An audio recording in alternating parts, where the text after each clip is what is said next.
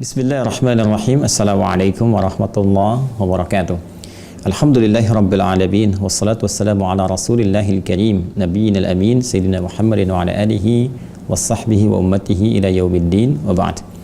Fa ya ahbaballahi wa ahbaba rasulih sallallahu alaihi wasallam, usi nafsi wa iyyakum bitaqwallahi faqad fazal muttaqun fala tamutunna illa wa antum muslimun.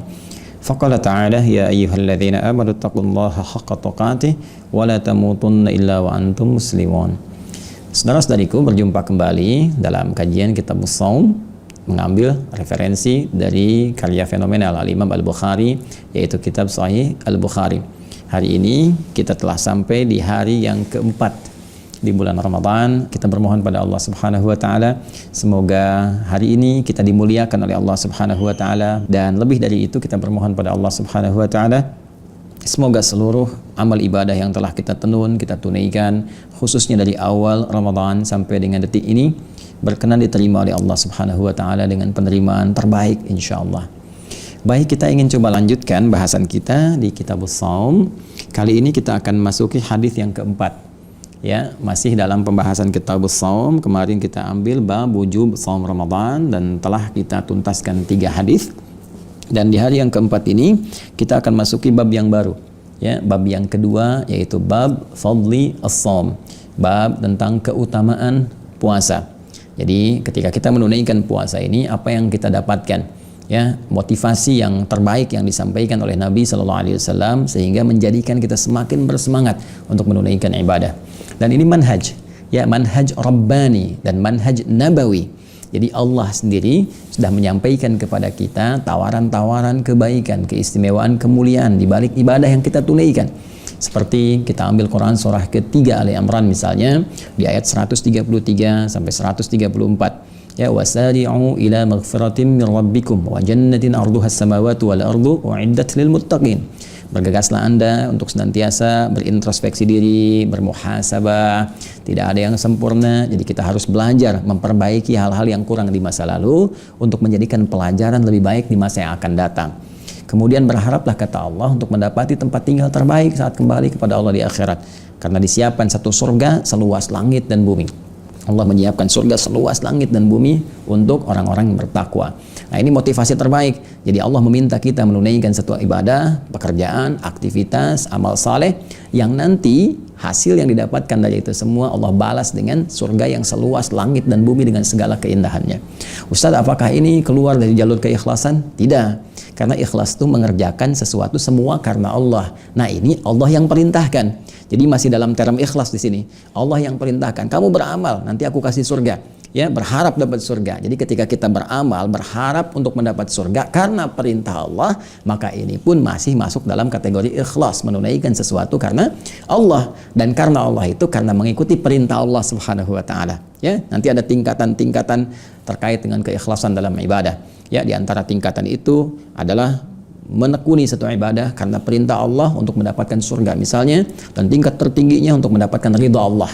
Ya, ridha Allah, wa ridwanu minallahi akbar, dan ridha Allah itu yang paling tinggi, ya, disampaikan di surah Ali Imran di ayat yang 14 sampai 15 itu, ya, khususnya di ayat yang ke-15-nya nanti wa ridwanu minallahi akbar, dan keriduan Allah itu tingkat tertingginya. Ya, saya terserah Allah deh, mau dikasih surganya yang biasa atau dikasih yang mana, yang penting ridha Allah saya dapatkan. Nah, orang-orang yang berharap tadi, maka diberikan rincian amalan di ayat 134-nya. Alladzina yunfiquna fis sarra'i wad dharra wal kadhimina al ghaidha wal 'afina 'anil nas wallahu yuhibbul muhsinin. Yaitu orang-orang yang senang berbagi dengan sesamanya, sanggup menahan amarah, kemudian mampu memaafkan kesalahan orang lain, dan Allah mencintai orang-orang yang senantiasa menenun kebaikan dalam kehidupannya. Nah, jadi kalau kita banyak berbuat baik dalam kehidupan, dikerjakan karena Allah, kemudian kita bisa mencoba untuk saling memaafkan, ya, karena Allah, menahan amarah pada yang tidak produktif, kemudian saling berbagi dalam kehidupan. Ini kan hubungan sosial kehidupan, sisi humanisme, ya, yang kita tata dengan interaksi sesama kita. Nah, itu balasannya besar di sisi Allah dan dimasukkan dalam kategori orang takwa. Dan dijamin oleh Allah jika benar dilakukannya karena Allah, mendapatkan balasan surga seluas langit dan bumi. Nah, ini motivasi tinggi.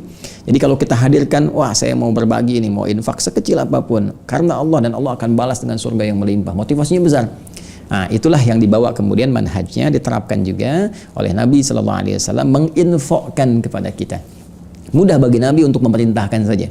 Tapi ketika diinfokan, ini loh, ada sesuatu yang besar yang bisa kamu dapatkan. Motivasinya beda kan pada diri kita? Ya, lain semangatnya. Dan ini kita kerjakan karena Allah, untuk mengikuti petunjuk Rasulullah. Jelas ya? Baik. Nah, sekarang terkait dengan siam Ramadan, terkait dengan saum, apa yang kita bisa dapatkan dari saum Ramadan yang kita tunaikan ini? Dari siam yang kita lakukan, apa yang bisa kita dapatkan yang dijamin langsung oleh Allah Subhanahu wa taala melalui lisan Rasulullah sallallahu alaihi wasallam yang punya sifat kebenaran yang tidak diragukan karena bersumber dari Allah Subhanahu wa taala. Wa ma yantiqu 'anil hawa in huwa illa wahyu yuha. Baik, sekarang kita masuki bab yang kedua untuk menjawab pertanyaan tadi. Bismillahirrahmanirrahim. Bab fadlis saumi. Ya, bab yang menerangkan tentang keutamaan puasa. Baik, ini bisa sebetulnya kita babun ya fadlus saumi. Tapi di sini Al-Imam Al-Bukhari mengidofatkan bab kemudian ke kata fadlun. Jadinya mudhaf ilaih ya, babu fadli. Nah, ini kalau menggunakan rumus mudhaf ilaih diidofatkan, disambungkan, disandingkan katanya sehingga seakan menjadi menyatu, ini menunjukkan pentingnya sesuatu yang tidak terpisahkan. Seakan beliau ingin mengatakan, hei, bab kedua ini juga penting, nggak bisa dipisahkan dari bab yang pertama. Jadi kan pembahasan ini cukup menarik, pembahasan ini istimewa. Jadi jangan Anda pisahkan mencari keutamaannya saja, karena babnya pun penting untuk dibahas. Nah, kalau kita terjemahkan bab fadli saumi, bab yang penting untuk diketahui tentang keutamaan puasa. Hadza babu fadli saumi. Demikian kalimat lengkapnya, takdir di Arabnya. Baik, hadisnya urutan nomor 1894, ini mengurutkan dari hadis yang pertama dari kitab Badul Wahyi sampai dengan kitab As-Shaum, kitab ke-30, hadis yang keempat di urutan kitab As-Shaum, dan hadis nomor 1894 di urutan seluruh turunan kitab Sahih. Bismillahirrahmanirrahim, kita bacakan hadisnya. Haddatsana Abdullah bin Maslamah an Malik an Abi Zanad an Abi Zinad anil A'raj an Abi Hurairah radhiyallahu taala anhu. Nah, ini sanad terakhirnya yang terhubung ke Rasulullah sallallahu alaihi wasallam, yaitu sahabat Abu Hurairah. Nah, ini julukan ya, kunyah namanya. Nama aslinya pernah saya sampaikan, Abdurrahman. Ya, Abdurrahman bin Sakhar. Sebetulnya sebelum masuk Islam itu Abdus Syams namanya, karena sempat majusi, kemudian tidak puas pencarian. Nah, itu kalau ilmuwan dengan orang pintar itu kan senantiasa mencari, melihat ya hal-hal yang logik, yang tidak, yang menyambungkan kita pada fitrah itu dicari. Seperti contoh Nabi Ibrahim dalam Al-Quran di surah Al-An'am juga dikabarkan kepada kita bagaimana pencarian dalam kehidupan kita untuk kembali kepada Allah. Hakikatnya begitu. Ya, maka beliau dari yang tadinya majusi, kemudian mencari, sempat masuk Kristen, tidak puas juga, kemudian mendengar informasi ada Nabi di Al-Madinah Al-Munawwarah, datang ke sana di hampir penghujung kehidupan Nabi ya. Riwayat menyebutkan tahun ke-7 Hijrah. Tahun ke-7 Hijrah, berarti 3 tahun sebelum Nabi SAW itu wafat. Maka ketika sampai berjumpa dengan Rasulullah, melihat bagaimana akhlak beliau, tuturnya yang sangat indah, konsistensi dalam kehidupannya, Masya Allah, langsung memutuskan untuk bersyahadat dan masuk Islam. Dan demikian ajaran Islam yang indah itu ya. Berdakwah lewat akhlak itu Masya Allah sangat positif, sangat cepat, dan lebih dibandingkan dengan tuturan kata-kata saja. Karena itu saya selalu penting menanamkan kepada diri pribadi dan kita semua, akhlak itu diutamakan. Apapun profesi kita, ya, Anda di birokrasi, di diplomasi, misalnya di perusahaan, jadi guru, jadi macam-macam, tunjukkan akhlak mulia sebagai orang muslim. Orang Islam gak korupsi, orang Islam gak menipu, orang Islam disiplin, orang Islam baik, gitu kan, orang Islam sabar, orang Islam tawadhu dan sebagainya. Begitu itu tumbuh dalam kehidupan kita, itu sangat mudah orang mengenal keislaman. Jadi pancarkan cahaya Islam itu dalam perilaku kita. Tidak sekedar tertuliskan di buku-buku, tidak sekedar terfirmankan di mushaf, gitu kan, atau terbacakan di hadis-hadis, tapi pancarkan lewat perilaku kita. Maka mudah orang mendapatkan hidayah dari Allah Subhanahu wa taala dengan jalan-jalan tadi, dengan izin Allah Subhanahu wa taala, dan cahaya Islam dirasakan dalam kehidupan. Baik, termasuk sahabat mulia ini ketika masuk Islam diganti namanya menjadi Abdurrahman. Bapaknya Sakhar disebut Abdurrahman bin Sakhar. Nah, jadi begitu masuk Islam, beliau merasakan. Nah, ini manhaj lagi. Ya, mohon izin ya kalau belajar hadis dengan saya khususnya, saya akan coba memberikan inspirasi dari sanad dulu sebelum sampai ke matan atau sisi informasinya. Jadi kita bisa belajar dari orang-orang terdahulu apa yang bisa kita ambil. Nah, tadi seperti tadi saya sampaikan, sahabat Abdurrahman ini bin Sakhar itu kan masuk Islamnya termasuk kalangan akhir-akhir di antara sahabat. Kurang lebih 3 tahun sebelum Nabi SAW wafat. Nah, perhatikan cara berpikirnya. Wah, saya tertinggal nih. Yang lain sudah duluan. Abu Bakar As-Siddiq radhiyallahu taala anhu sudah duluan, Umar sudah duluan, Utsman sudah duluan, Abdurrahman bin Auf sudah duluan. Saya terlambat gitu kan. Dan ini sesungguhnya yang paling hakiki, yang paling benar. Ini fitrahnya, ini yang paling dahsyat, paling hebat, merubah manusia jadi baik, menciptakan peradaban, menciptakan pancaran pengetahuan dan sebagainya gitu kan. Akhirnya apa yang terjadi? Saya harus susul mereka. Nah, ini ya, ini semangat ini harus kita bawa. Pola berpikir, mindset seperti ini. Jadi kalau kita merasa tertinggal, bukan pesimisme yang dibangun, tapi kita susul. Ya, kita belajar nih, orang sudah menghafal misalnya 29 juz, kita baru mulai mau belajar tajwid misalnya kan, bukan aib, tapi bersyukur pada Allah masih diberi hidayah untuk mau belajar. Setelah itu kita semangat, ini tambah semangatnya. Kalau dia belajar cuma 1 jam, kita sehari tambah 2 jam, kita sehari tambah 3 jam, kita bagi waktunya. Ya, pagi, siang, sore kan bisa kita ambil. Pagi 1 jam, siang 1 jam, sore 1 jam, gitu kan? Malam di murojaah sedikit. Nah, itu kalau kita tambah demikian, itu Masya Allah. Ya, hasilnya akan lebih bagus. Mengejar kepada teman-teman yang lainnya. Nah, ini seringkali konsep ini dibawa ke sistem duniawi, ukhrawinya kadang lupa gitu. Coba lihat, kalau sistem duniawi, ya begitu mau ujian, kan belajarnya lebih ditingkatkan. Coba deh teman-teman yang mau UMPTN, ya ujian masuk perguruan tinggi negeri, wah luar biasa belajarnya. Ada yang mau masuk pekerjaan, ada yang ikut CPNS macam-macam, itu kan luar biasa. Tingkatkan lagi pekerjaan tinggi lagi, ya. Apalagi kalau mau ikut ujian-ujian tertentu, sertifikasi, kan semakin ditingkatkan itu. Ya, supaya kualitas lebih meningkat. Kenapa urusan akhirat ini nggak dipakai konsepnya? Padahal asalnya ini diletakkan untuk kepentingan akhirat. Disebut dengan fastabiqul khairat. Di Al-Baqarah Quran surah kedua ayat 148 itu. Walikulli wijhatun huwa muwalliha fastabiqul khairat. Setiap orang mungkin punya orientasi amal. Maka dengan orientasi itu kesenangannya berlomba dengan yang lain. Mungkin ada yang senang tahajud, ya hafalan Quran belum, ada yang senang hafalan Quran, ya puasa belum, ada yang senang puasa sunnah, tahajud belum. Nggak apa-apa. Ya, tapi konsisten di situ dan berlomba dengan yang lain, maksimalkan betul. Ya maksimal, kalau saya nggak sempat bangun malam, sedekahnya yang ditambah. Jadi semua berlomba untuk menyusul mendapatkan ridha Allah Subhanahu wa taala. Nah, ini yang dilakukan oleh sahabat Abdurrahman. Maka jika sahabat-sahabat yang lain misalnya ada yang menunggu di majlis Nabi saja, ya ada yang datang ke waktu-waktu pengajian tertentu misalnya, kan nggak semua sahabat tuh kumpul setiap ada pengajian Nabi karena aktivitas beda-beda. Ya ada yang berbisnis, ada yang berniaga kemana, ada yang macam-macam gitu kan. Nah, sahabat ini Abdurrahman bin Sakhar memilih untuk konsisten. Ya, di sisa kehidupan beliau itu digunakan untuk berkhidmat kepada ilmu yang didapatkan dari Rasulullah SAW. Maka fokuslah beliau di situ dimanfaatkan. Ya, setiap ada majlis Nabi sudah ada di situ. Bahkan sebelum Nabi berangkat banyak kisah kita dapatkan dalam sejarah itu sampai nunggu depan rumah Nabi untuk memperhatikan dari mulai Nabi berangkat bagaimana. Orang kan taunya Nabi ngajar, ini tidak. Ya, dari mulai Nabi berangkat, jalannya bagaimana, nengoknya seperti apa, kalau makan bagaimana, kalau sholat diperhatikan, ini itu hampir semua hidupnya diabdikan untuk mengetahui keseharian Nabi Sallallahu Alaihi Wasallam dan mendapatkan ilmu-ilmu dari Rasulullah Sallallahu Alaihi Wasallam. Karena itu wajar kalau beliau dalam 3 tahunnya bersama Nabi Sallallahu Alaihi Wasallam bisa mengoleksi, mendapatkan hadis yang cukup banyak dari Nabi Sallallahu Alaihi Wasallam. Kalau tidak dikatakan yang terbanyak di antara para sahabat.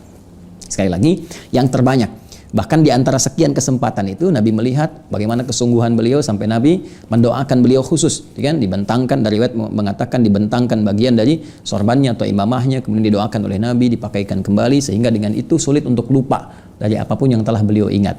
Nah, ini sesuatu yang sangat penting. Saya ingin tekankan ini karena ada sebagian satu kalangan ya, golongan tertentu yang menyoal sahabat mulia ini, Abdurrahman bin Sakhar ini. Ya kok bisa 3 tahun dengan Nabi mengalahkan hadisnya Sayyidah Aisyah, mengalahkan hadisnya Ali bin Abi Thalib yang menantunya Rasulullah SAW. Dibanding-bandingkan gitu kan. Nah, ini perbandingan yang tidak wajar. Kenapa? Karena seperti Sayyidah Aisyah misalnya, ini mulia, istri Nabi, ya Ummul Mukminin, Masya Allah, pintar, cerdas, luar biasa. Cuman kan tidak membersamai Nabi dalam semua kegiatan Nabi. Kalau sedang di rumah Sayyidah Aisyah, Nabi banyak didapatkan informasinya. Ya, makanya hadis-hadis yang terkait dengan kehidupan rumah tangga, sholat malamnya Nabi, macam-macamnya dan sebagainya, yang dikoleksi Sayyidah Aisyah itu umumnya saat bersama Nabi. Ya, saat di rumahnya, saat jalan, ya, saat olahraga dan sebagainya. Tapi kan semua kegiatan Nabi tidak di rumah Sayyidah Aisyah. Ya, banyak juga yang di luarnya. Nabi kemudian ke Badar, Nabi kemudian misalnya ke Khandak, Nabi kemudian ke tempat-tempat lain, Nabi kemudian berdakwah di A, di B, di C. Nah, ini sahabat Abu Hurairah itu mengintil itu. Ya, sahabat Abdurrahman bin Sakhar mengintil itu. Jadi wajar kalau hadis yang didapatkan lebih banyak dibandingkan Sayyidah Aisyah. Kayak ginilah, Anda misalnya usia 50 tahun, gitu kan? Ada anak 5 tahun. Kok bisa hafalan anak 5 tahun lebih banyak daripada Anda yang 50 tahun? Padahal waktu hidup Anda lebih lama, kesempatan lebih lama. Ya, kemungkinan baca Al-Qur'annya banyak, kemungkinan hafalannya luas. Kenapa kok hafalan Anda kalah sama anak 5 tahun? Karena waktu yang dia gunakan, si anak 5 tahun ini dia gunakan sepenuhnya untuk Al-Qur'an. Sedangkan Anda masih bercabang. Ya, demikian beberapa sahabat yang lain. Nah, ini keteladanan pertama. Yang kedua, sahabat Abdurrahman ini, ya bin Sakhar, itu kalau mendapatkan sesuatu dari Nabi, berusaha mengamalkan sepenuh yang bisa dilakukan. Wah, ini dahsyat nih. Ya, jadi persis itulah, dapat satu hadis, coba diamalkan. Itu manhaj. Ya, jalan hidup, jalan terang yang bisa kita ikuti. Makanya kalau dapat satu ayat, satu hadis, mencoba untuk kita amalkan. Dan ini sudah umum, jamaah di kalangan para sahabat. Ya, nah, ini keutamaan spesifik beliau, dapat satu hadis, amalkan. Sehingga ketika Nabi memberikan isyarat tentang bersikap mulia pada lingkungan sekitar, bukan hanya manusia, dengan hewan, kan dengan tumbuhan dan sebagainya, langsung dipraktikkan. Ya, ada riwayat menyebutkan sepulang dari satu hal, ya, satu kejadian, ada yang menyebutkan referensi dari majlis Nabi, ada yang menyebutkan dari yang lain. Singkatnya, menemukan seekor anak kucing kecil liar. Ya, liar. Jadi kucing itu kalau kucing rumahan, nah itu disebutnya dengan kitton, ya, umum itu kitton. Jadi sekarang ada Hello Kitty, ya, kucing rumahan. Bisa jadi bantal, jadi sarung, jadi macam-macam. Kalau kucing liar itu disebut hurratun, haknya besar, hurrah. Ya, anak kucing liar itu Hurairah. Nah, jadi menemukan anak kucing kecil liar, ya, kehilangan induk, mengeong-ngeong, dipraktekkan kasih sayang itu, diambil kemudian dirawat oleh beliau, malam-malam dingin diselimuti, lapar disuapi dan sebagainya. Sehingga ada kisah menyebutkan ketika jalan kemanapun dibawa, masukkan ke jubahnya. Pernah berpapasan dengan Rasulullah SAW. Ketika berpapasan, anak kucing liar itu, anak kucingnya keluar, ya, mengeong. Maka Nabi melihat, mengatakan, anta Abu Hurairah. Anta Abu Hurairah, kamu bapaknya anak kucing kecil liar. Jadi kalau ada yang sayang kepada anak kucing seperti bapak sayang pada anaknya, kamu. Ya. Nah, itu satu hal kunyah yang indah, yang bagus, menunjukkan rasa sayang yang tinggi. Ini yang bisa kita ambil, bukan cuma hafalan, setelah itu dikenal menjadi Abu Hurairah, gitu kan. Terus Anda bikin Ummu Hurairah atau Ammu Hurairah, tidak. Lebih dari itu adalah nilainya kasih sayang. Nggak apa-apa, Ummu Hurairah belum ada sampai sekarang, ya. Ammu Hurairah, pamannya anak kucing kecil, juga belum ada. Kalau mau diambil silahkan, tapi praktekkan nilai kasih sayangnya. Nah, di antara sekian interaksi beliau yang mengumpulkan banyak hadis, konon ada yang menyebutkan sampai 7.000 hadis, adalah hadis yang dikutip oleh Imam Al-Bukhari dalam kitabnya ini, yang kita akan bacakan riwayatnya. Baik, an Abi Hurairah radhiyallahu taala anhu, hadisnya riwayat Abu Hurairah, tadi Abdurrahman bin Sakhar, semoga Allah memberikan ridhonya kepada beliau. Anna Rasulullah sallallahu alaihi wasallam qaal, beliau menyampaikan bahwa Rasulullah sallallahu alaihi wasallam pernah, ya, bersabda, as-siyamu junnatun fala yarfuth wala yajhal wa in imru'un qatalahu aw syatamahu falyaqul inni sha'imun marrataini walladhi nafsi biyadihi la khulufu famis shaimi atyabu 'inda Allah ta'ala min rihil miski yatruku ta'amahu wa syarabahu wa syahwatahu min ajli as-siyamu li wa ana ajzi bihi wal hasanatu bi 'ashri amthaliha. Diriwayatkan juga di hadis Muslim nomor 1151. Baik, kita bacakan dulu, setelah itu kita gali, dari situ kita dapatkan beberapa turunan-turunan. As-siyamu junnatun, puasa yang benar ditunaikan itu akan melahirkan perisai yang tidak tampak. Fala yarfuth, maka untuk mendapatkan puasa yang benar itu hindari, jangan sampai berkata yang kotor. Wala yajhal, jangan berbuat yang bodoh, yang tidak pantas. Wa in imru'un qatalahu, jika ada seseorang memprovokasi untuk berselisih, au syatamahu, atau mencelanya, falyaqul, maka katakanlah, inni shaimun marrataini, aku sedang puasa, setidaknya 2 kali dia katakan. Walladzi nafsi biyadi, demi Allah yang jiwaku digenggamnya, yang jiwaku dalam genggamannya. La khulufu famis shaimi, sungguh bau mulut, ya, orang yang puasa itu atyabu indallahi ta'ala, itu sangat luar biasa baiknya, ya, sangat luar biasa harumnya. Atyabu, sangat harum, ya, indallahi ta'ala, di sisi Allah subhanahu wa ta'ala, min rihil miski, dari minyak kesturi, ya, dari harumnya kesturi. Yatruku ta'amahu, karena dia telah meninggalkan makanannya, wa syarabahu, dan minumannya, wa syahwatahu, dan syahwatnya, min ajli, karena Allah subhanahu wa ta'ala. As-siyamu li, puasa itu bila benar ditunaikan hanya untukku saja, wa ana ajzi bihi, dan aku yang khusus memberikan pahalanya. Wal hasanatu, dan satu kebaikan bernilai pahala itu bi asyri amthaliha, akan dibalas 10 kali lipat. Baik, mari kita lihat satu persatu, kalimat per kalimat, teman-teman sekalian, bagaimana puasa itu melahirkan keutamaan.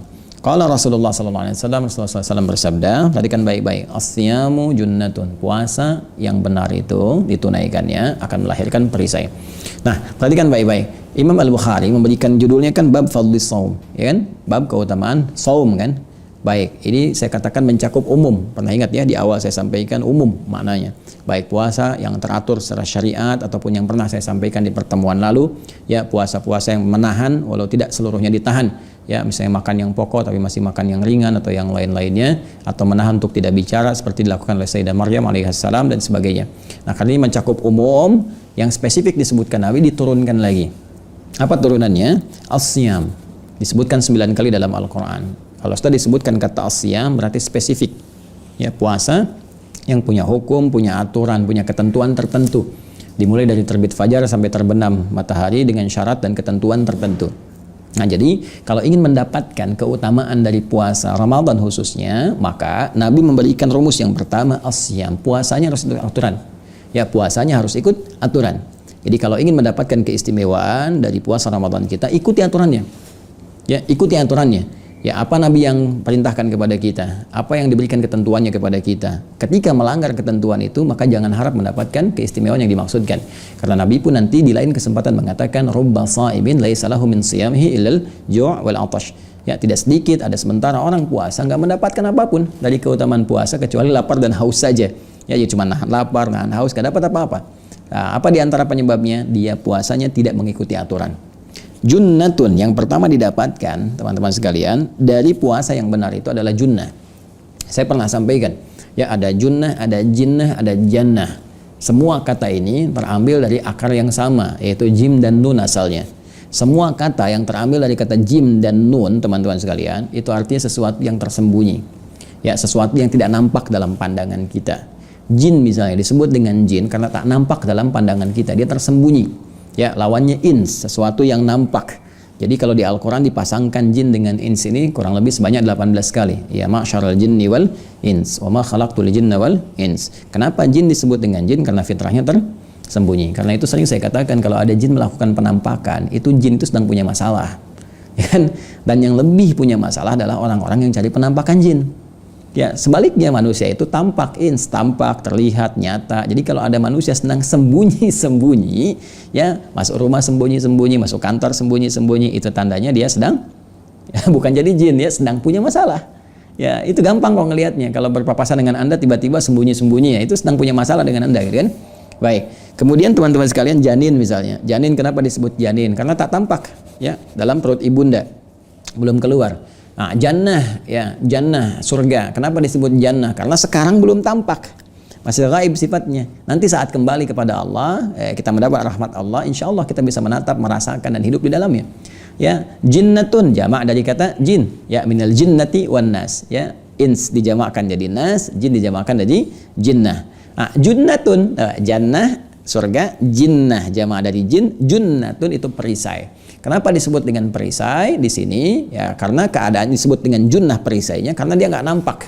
Ya, karena dia tidak nampak. Jadi tidak menggunakan kata ridun, rida gitu kan, itu sesuatu yang terlihat, nampak ya. Dalam peperangan misalnya ada tameng, ada apa gitu, itu nampak. Kalau ini menggunakan kata junnah, artinya nggak kelihatan.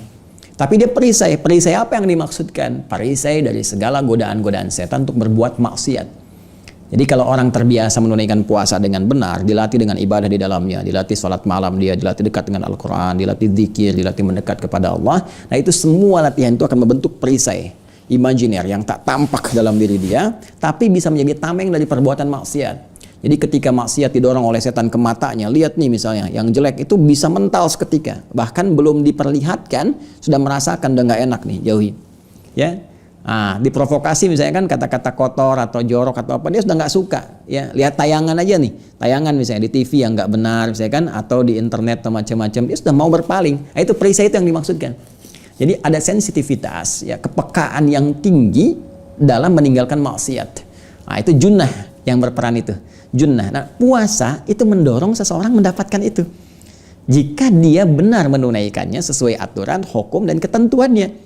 Dan memanfaatkan latihan saat puasa itu dengan maksimal. Hasilnya itu. Makanya kalau Anda misalnya sampai hari keempat ini belum mendapatkan itu, berarti ada yang harus diperbaiki. Ya, tapi kalau kepekaan itu sudah muncul, ya minimal ada dua nih yang dirasakan nih. Kepekaan untuk cepat menunaikan ibadah, yang kedua kepekaan untuk meninggalkan maksiat. Itu pasti akan terlatih selama puasa. Nggak percaya silakan. Sekarang kan peka kan? Sebelum adzan sudah lihat-lihat jam berapa waktu ini, jam berapa itu. Walaupun mungkin ada tahapan. Pertama lihat dulu jam berapa buka. Setelah itu nanti naik nih jam berapa waktu sholat. Buktinya sekarang masjid kan boleh penuh, musola di kantor penuh kan? Ya itu ada kepekaan, itu sudah bagus. Nah kemudian sisi yang berlawanannya adalah tentang maksiat, kepekaan meninggalkan maksiat. Nah, pasti akan terlatih selama puasa itu. Minimal pertama perasaan takut batal puasa, nggak mau takut batal, nggak mau bohong, nggak mau melangkah ke sini, nggak mau ikutan ke tempat ini maksiat. Lama-lama terbentuk jadi karakter. Nah ketika membentuk jadi karakter meninggalkan maksiat dan anti maksiat, itu yang disebut dengan junnah namanya. Nah, jadi siam itu jika dikerjakan dengan benar, maka keistimewaan yang pertama, orang ini akan mendapatkan junnatun, perisai yang tidak tampak yang hadir dalam kehidupannya. Nah, ada beberapa yang ditekankan oleh Nabi Shallallahu Alaihi Wasallam untuk melatih perisai itu supaya cepat muncul dan peka. Jika benar kita latihan ini, maka insya Allah akan melahirkan kecepatan dalam mendapatkan perisai yang dimaksudkan dan sebagai parameter keberhasilan puasa kita. Apa amalan yang diisyaratkan oleh Nabi itu, seperti apa kita kemudian bisa menitinya untuk bisa mendapatkan apa yang kita harapkan. Ini yang menjadi sambungan dari hadis yang dimaksudkan. Tadi baru dua lafaz tuh, asyamu junnah. Ini masih banyak lafaznya lagi nih, 1, 2, 3, 4, banyak nih ya, sampai puluhan. Nah insya Allah sabar. Kalau Allah berikan kesempatan, waktunya masih panjang, ini masih hari yang keempat, insya Allah kita akan teruskan esok hari. Di hari yang kelima Ramadan, hari Sabtu, hanya di Adi Hidayat Official, channel resmi Waha ya, di Adi Hidayat Official. Insya Allah setiap siang tayang jam 1, kecuali Jumat kita ada penyesuaian karena menunaikan ibadah Jumat terlebih dahulu. Dan mudah-mudahan Allah berikan kesempatan untuk mengkhatamkan kitab ini sebelum kita tuntas teman-teman sekalian kembali kepada Allah, atau minimal selama Ramadan ini yang bisa kita dapatkan. Saya kira itu yang bisa disampaikan. Mudah-mudahan Allah sampaikan kita pada kebaikan. Dan ingat, sore pun nanti insya Allah ada serial Aku Suka. Ayo kultum sejenak sebelum berbuka. Ayo kultum sejenak untuk berbuka. Demikian, semoga Allah muliakan. Allahumma taqabbal minna innaka antas sami'ul alim wa tub 'alaina innaka antat tawwabur rahim. Rabbana atina fid dunya hasanah wa fil akhirati hasanah wa qina adzabannar. Bi fadlika subhana rabbika rabbil izzati amma yasifun wa salamun 'alal mursalin wa akhiru da'wana alhamdulillahi rabbil alamin. Assalamualaikum warahmatullahi wabarakatuh.